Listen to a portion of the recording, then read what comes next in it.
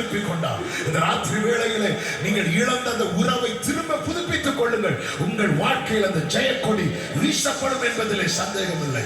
இந்த உறவு ஏற்படுத்தி தரதா ஆண்டவராகிய இயேசு கிறிஸ்து சிலுவையிலே நமக்காக அடிக்கப்பட்டு தம்முடைய மாம்சமாகிய திரையை கிழிக்க ஒப்பு கொடுத்தார்.